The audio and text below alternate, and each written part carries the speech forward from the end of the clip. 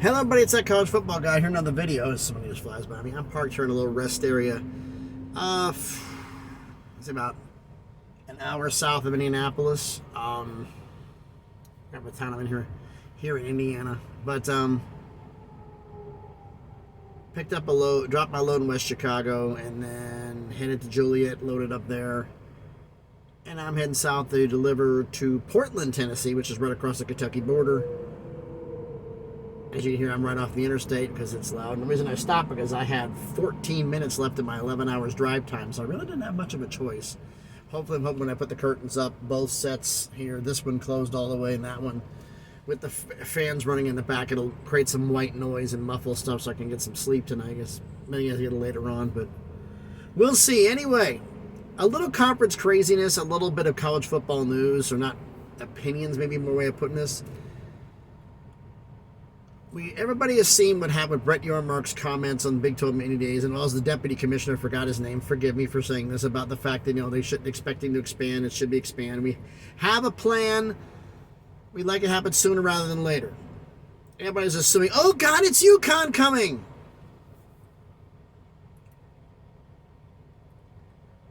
Let me explain something, okay? The conference has an idea what they want to do. Just keeps hitting that damn thing. I hear that pounding sound. There's a metal grate over here the guy's hitting. It sounds like it's like knocking the world out, but they're hitting it full speed driving by and it says a large echo. But anyway, everybody's assuming it's UConn. UConn's be the.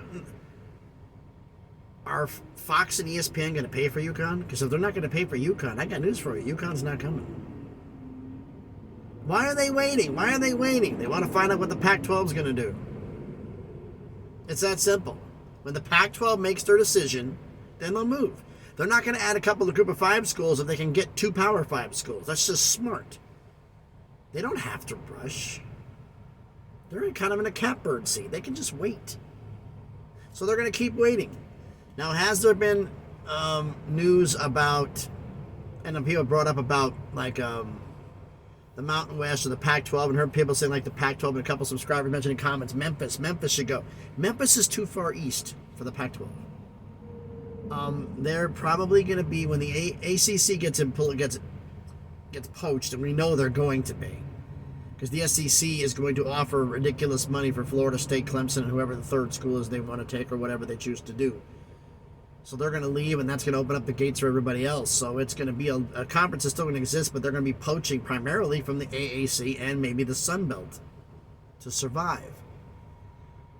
At that point, I think Conference USA may go on the endangered species list. They're fighting now, which is kind of ironic. They already thought they were done and finished, and now they're making more money than the Sun Belt is, which is hilarious. Life support to not being worse now.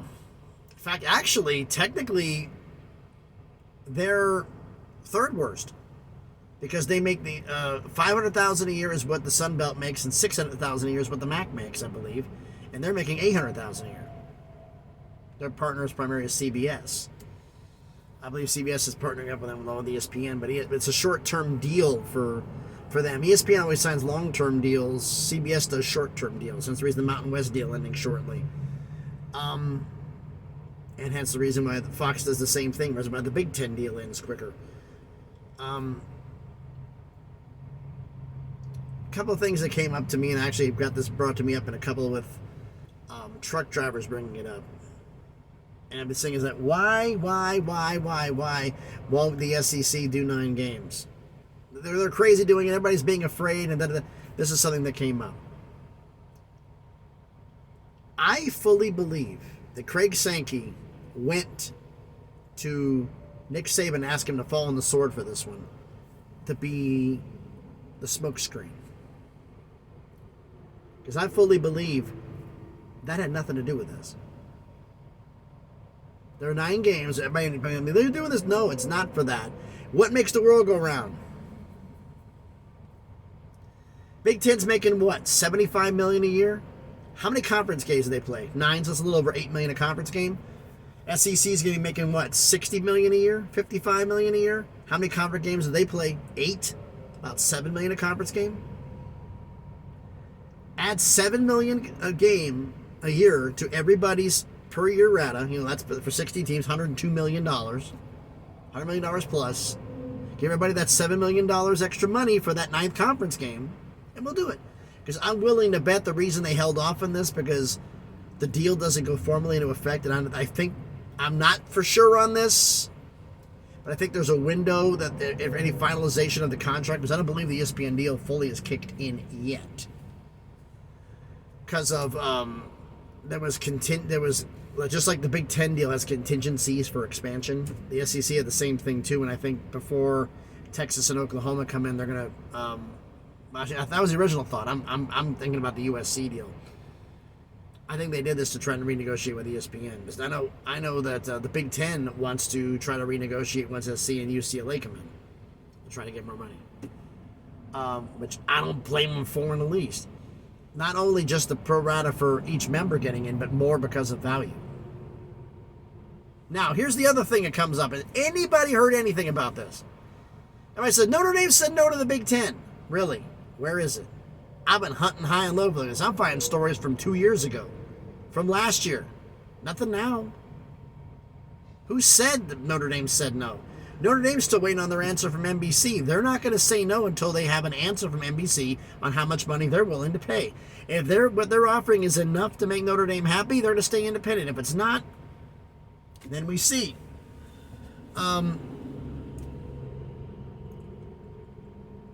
Is the Mountain West expanding? I brought this up in an earlier video.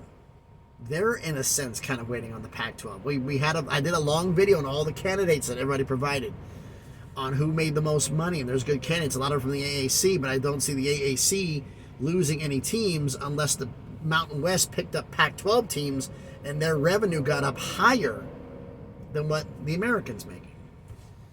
And the Mountain West's deal ends in 2026. They want a 5-year deal, ends in 2031, which is about the time that the Americans deal ends, which will be actually a little bit after that.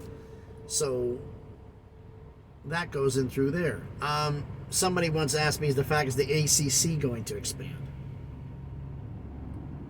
I have not heard a word of this. Somebody said, oh yeah, they're talking about they're going to add some, they're going to be trying to poach some teams from the Big 12 to make the ACC better. They're going to try to go get West Virginia and who the hell is they were talking about? Oh, come on, remember. West Virginia and Cincinnati. And I'm like, has anybody heard one word of this? I haven't heard anything. I'm like, okay, what fan put this up on a message board? Because I have heard zero about the ACC considering expansion. The only expansion I know of the ACC would consider is Notre Dame becoming a full-time member. That's it. And if the ESPN wants another member in, then they would do it if Notre Dame wants to come in. I think Notre Dame wants to stay where they're at. Then comes the question, if NBC's not enough money, would Notre Dame join the ACC if they can have ACC revenue in addition? They have partial ACC revenue, but if that revenue in addition to the NBC revenue, if that was able to be worked out. I don't know. I really don't know. And I'm going to close with all this stuff here. My nose has been itching the entire time because allergies have been going nuts up here. I can't show the camera, but there's a bunch of stuff blooming I have not seen, and everybody is sneezing their head off around here. Yeah, not fun. I apologize for being rude, but somebody sent me a story which I found hilarious. I'm not going to comment on the story because Uncle Lou's done it about Georgia and the Atlanta Journal-Constitution and those two going at each other. Atlanta AJC going after Georgia's throat, which is absolutely dumb. But I think there's a political reason or something behind this, because you don't do that accidentally, as my driver next to me is leaving.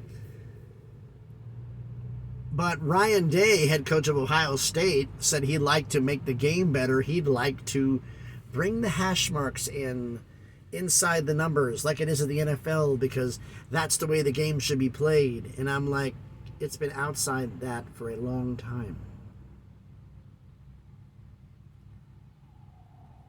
It's been at the outside. The hashes have been wide. The reason why you can't do it in the pro game, college coaches, the pro game, is like that system, which Tennessee uses, because it doesn't translate because you don't have the hashes as wide. So it doesn't work. But there is a way where it can work.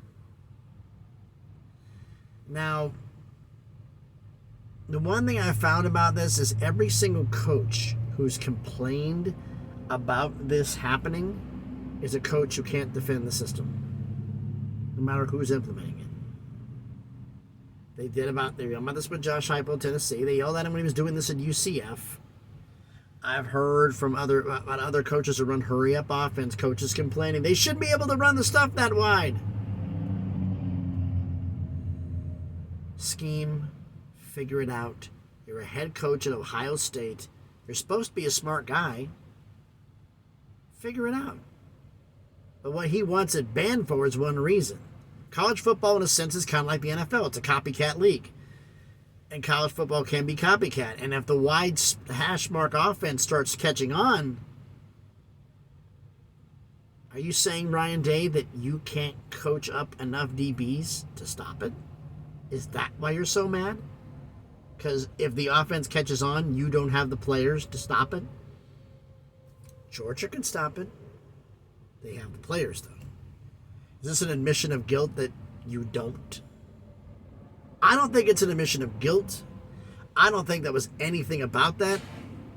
But I don't know why the hell he even brought it up in the first place. It makes absolutely no sense. I know we have some Ohio State fans out there, so please let me know in the comments, what was Ryan Day trying to do? Did he want to get any kind of gimmick offense out and make it more centralized? That way it makes it easier for defenses to figure things out? Or is there another reason? If there's another reason, let me know in the comments, please. I'm trying to think of anything else I've had for news to report in college football.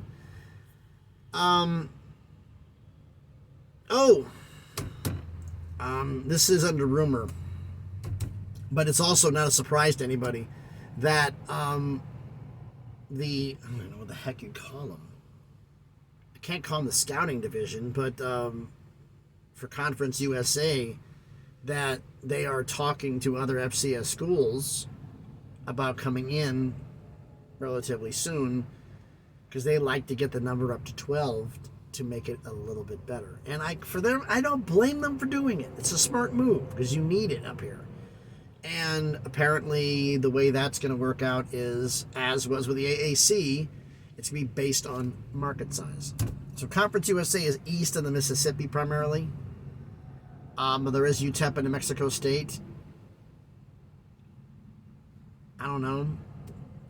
Would they do that? It'd be interesting to see.